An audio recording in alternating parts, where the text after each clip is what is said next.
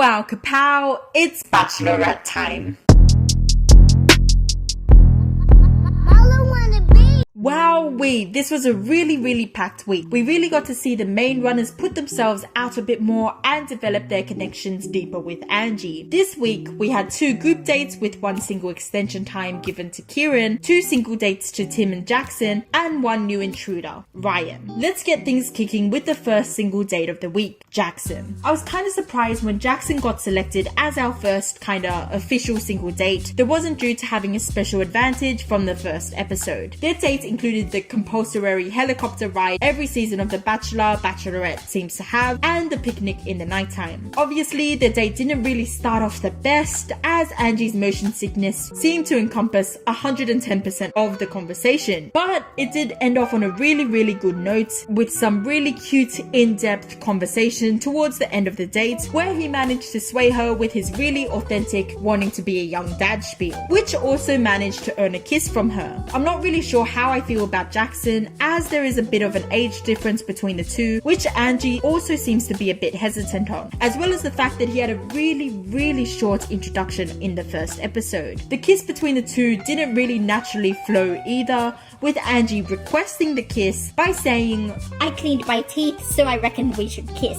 Which isn't the most romantic thing, but hey, a kiss is a kiss. I still think that Jackson will make it close to the end, but he probably won't be in the final 5. Following this, we had a dog show group date. Angie's made it pretty clear that being able to connect with dogs and enjoy a dog's company is really important to her. Like, it always seems as though, given how much she's talked about it, that this is her number 1 requirement in a partner over literally anything else. This date was also our first introduction to Ryan, our, in Kieran's words, rounded bald-headed geezer.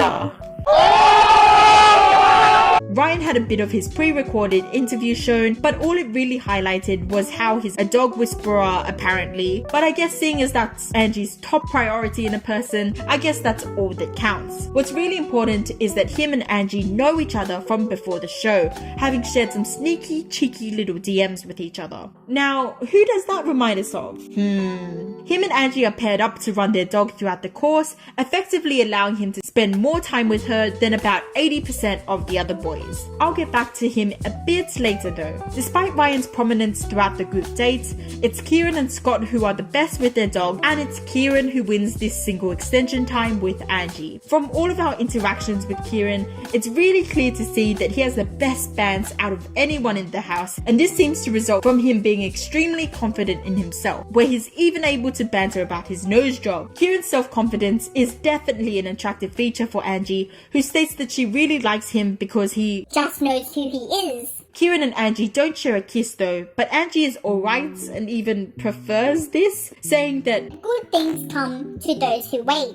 We then cut to the cocktail party where Mitch, a guy who's definitely faded into the background and has probably spent a combined less than 2 minutes with our Bachelorette, somehow gathers the confidence to chuck Angie an ultimatum where if he isn't the guy who she sees being with at the end of the show, she might as well send him home. Yikes! You know that Twitter meme where it's like, you're not relevant enough to be acting this way? Yeah. Take some notes, Mitch. Jamie, however, decides that Mitch can't steal his limelight for being the night's silliest gamoose and decides to dog the boys by asking Angie to go to have a chat with him, even though everyone in the house has specifically agreed not to do this. There seemed to be a bit of foreshadowing in his chat where Angie goes, "Is there anyone I should be wary of?" And Jamie responds with, "I don't want to call people out.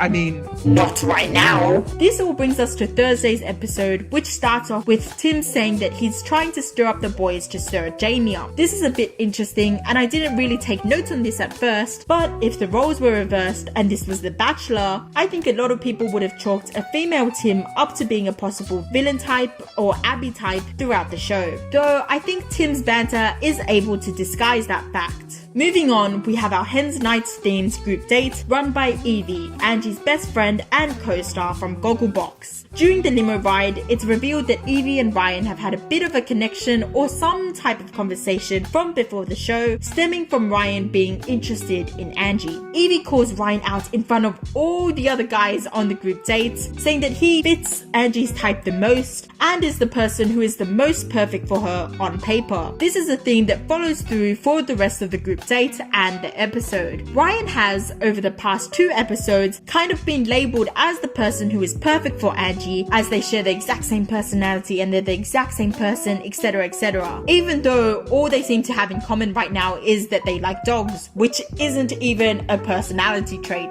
A lot of people are theorizing though that, like Sophie Monk's season, Ryan was brought in because Angie was attracted to nobody else on the show, which is why somebody who she was talking to outside the show was brought in. But I don't really know about this theory. Like, obviously it's pretty plausible that that could be it, but it almost seems a little way too obvious that they're putting Ryan right there immediately as our front runner. Since we've only just got introduced to Ryan, my thoughts on this might change as the season continues, but right now I'm a bit iffy on him. Anyways, returning to the group dates, this date required somebody to strip nude for a life drawing, and who else but Kieran to volunteer. I thought that this was a really solid move on Kieran's part, because the whole combo throughout the date was centered around Kieran and how confident he was, which in turn highlights him as the center of and the most memorable person of the date. Angie and Evie marvel over Kieran's immaculate body for literally 95% of the group date,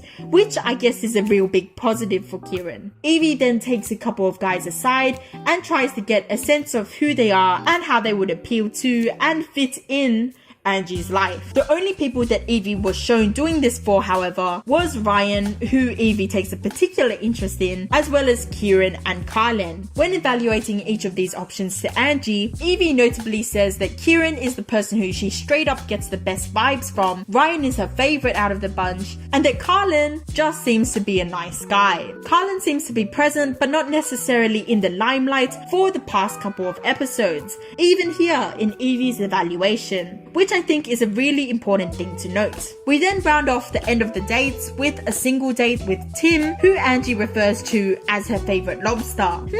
Cute coupley nicknames already. Interesting. They have a really cute date that's themed around making and exploring memories, with Tim bringing the date home when he opens up about his family values and really solid relationship with his parents. They share a kiss and Angie states that she always goes for guys like him and can't help but be drawn to Tim. We cut back to the boys in the house for a bit, and one of the boys states that if Tim is able to show his more serious side, he'd be a serious contender. This idea of him being a serious contender is then pulled through the rest of the cocktail party, where Tim manages to score a second kiss with Angie when he pulled her aside for a quick chat. 2 separate kisses in one episode is a pretty impressive thing to rack up if you ask me. Overall though, while Tim, Kieran and Ryan have all established themselves as contenders, I still feel at this moment in time, Carlin is the biggest frontrunner for Angie's heart, just due to his notable presence in each episode whilst not being like